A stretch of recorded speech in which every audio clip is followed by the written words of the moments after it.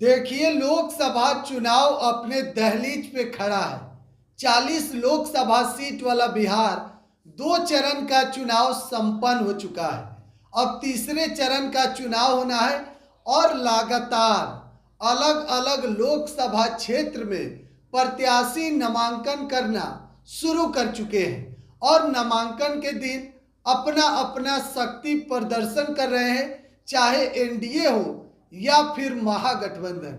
देखिए, आज हम बात करेंगे पश्चिमी चंपारण की, यानी कि बेतिया की, जहां से वर्तमान में सांसद संजय जायसवाल एक बार फिर से बीजेपी ने विश्वास जताते हुए वहां से संजय जायसवाल को टिकट दिया और आज उनका नामांकन हुआ है, जिसमें आज चिराग पासवान पहुंचे। रोड शो में चिराग पासवान पहुंचे तो जाहिर सी बात है हजारों की भीड़ चिराग को देखने पहुंची और वहां पर बिहार के उप मुख्यमंत्री सम्राट चौधरी और विजय सिन्हा तमाम कई नेता वहां पर पहुंचे आज नामांकन में। देखिए, एक तरफ बात किया जाए पश्चिमी चंपारण की, जहां से एनडीए के प्रत्याशी संजय जायसवाल हैं, और दूसरी तरफ महागठबंधन ने वह सीट कांग्रेस के खाते में दी है और कांग्रेस ने वहां से मदन मोहन तिवारी को उम्मीदवार बनाया है। अब इसके बाद वहां की जो लड़ाई है वह काफी दिलचस्प है।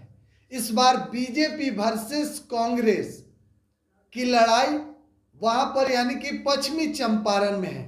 निर्दलीय प्रत्याशी आपको मालूम है वहां से मनीष कश्यप चुनाव लड़ रहे थे, लेकिन मनीष कश्यप बीजेपी में शामिल हो गए और वहां से चुनाव नहीं लड़ेंगे।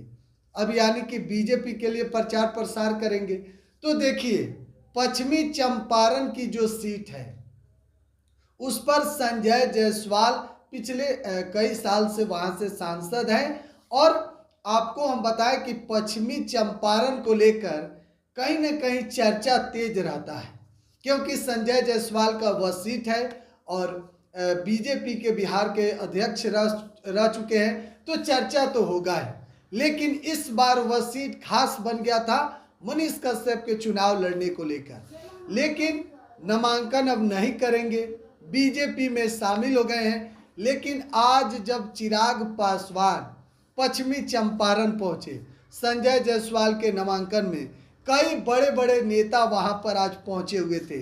भव्य रोड शो हुआ, हजारों की संख्या में लोग साथ में थे, फूल माला से स्वागत किया जा रहा था।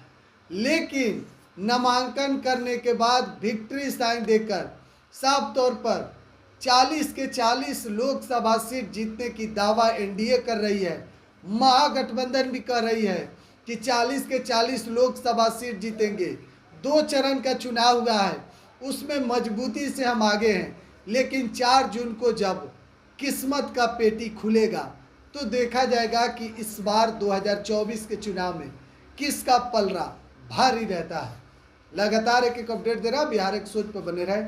धन्यवाद।